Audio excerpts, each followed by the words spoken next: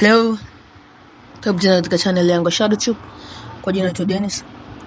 Kwa siku leo naenda kuelekeza jinsi gani ya kufungua kampuni yako ndani ya software ya Tally, na step by step kuna notes ambazo zipo ambazo zinaelekeza ni jinsi gani ya kufungua step by step. Moja kwa moja kama unavyoona, unatakiwa create a company.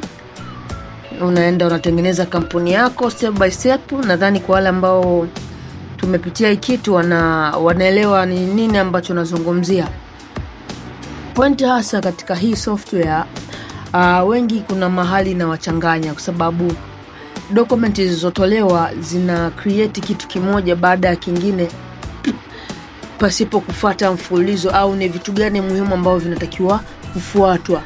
Moja kwa moja ukishatengeneza kampuni yako, unachotakiwa kufanya ni kucreate zile ledger zote ambazo zimetumika ndani ya ile document ambayo umetumiwa, ambayo mwanzoni uliambiwa utengeneze document kama ile step by step. Lakini ukitengeneza step by step ni kama itakuchukua muda mrefu sana. Cha kufanya, uchawi wote uko kwenye ledgers. Unachotakiwa ni kutengeneza ledgers account zote ambazo zinaonekana ndani ya ile document bila kujali step zake. Create ledger zako zote zinazoonekana ndani ya ile document step by step. Anza moja kwa moja tumeshapewa mbili, tuna cash account na tuna profit and loss account. Hiyo tayari moja kwa moja tumeshapewa kwenye software yetu. Lakini kinachofuata za kutengeneza, tuna customer account, inatakiwa ifollow under nini? Inatakiwa ifollow under sundry debtor. Tuna vendors account ambayo inatakiwa ifollow under sundry creditor. Tuna purchase account inatakiwa ifollow under purchases account. Tuna sales account ambayo inatakiwa ifollow under sales.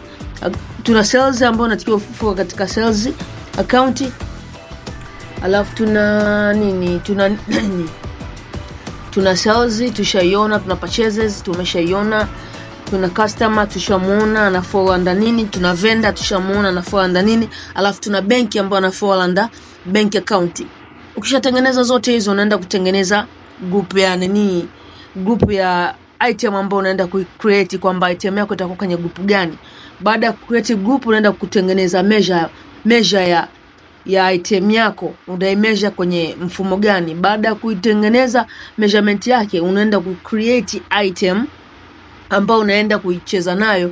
Kama mfano, kama unavyoona hapo, na fall under item yetu ni Samsung E4560 ambayo ina fall under television kama unavyoona hapo. Baada ya kucreate hiyo, moja kwa moja sasa unaenda kucreate voucher zako, either ni ya malipo au ni ya manunuzi. Sasa wakati unatengeneza voucher hapa, kila kitu kita fall under kama ulivyotengeneza mwanzoni, kama document yetu inavyotuonyesha. Moja kwa moja tunaenda kutengeneza purchases account. Tunaenda kubuy. Tunabuy nini? Tunabuy TV ambayo ni item yetu ambayo tulishaitengeneza mwanzoni. Sasa kama unavyoona hapo, lazima tuiwekee reference number. Baada ya kuweka reference number, details za account of vendor ambayo tunaenda kununua, tunanunua wapi, tuna purchase. Tayari purchase account ushaweka. Item yetu ni Samsung, tayari Samsung umeshaiweka.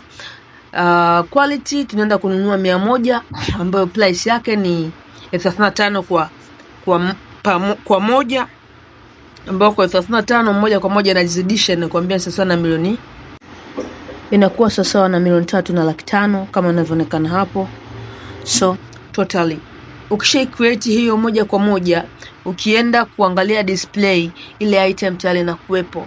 Ukiangalia vendors account utamuona vendor, ukiangalia purchases account utaona purchases account. Sasa itakuwa ina effect pale ambapo uta sales. Ukishaanza ku sales, ndio itaanza kuonyesha effect kwamba effect mbalimbali, kwamba umepay kwa kutumia voucher yako, itakuonyesha receipt yako. Umeanza ku sell, itaanza kuonyesha umebakia na stock kiasi gani. Ni nini ambacho unatakiwa ufanye, ulipie vitu ambavyo tayari TV zako ushazununua kwa vendor. Unachotakiwa ukifanya ni kulipia pesa kwa vendor kutumia voucher na receipt mbalimbali, kwa maana ya kujiweka sawa au kuclear ile account yako ambayo umetengeneza. So huu ni mfano. Kwa wale ambao watahitaji niendelee zaidi, naomba comment zenu na support zenu ili niweze kupata nguvu ya kuendelea zaidi. Asante.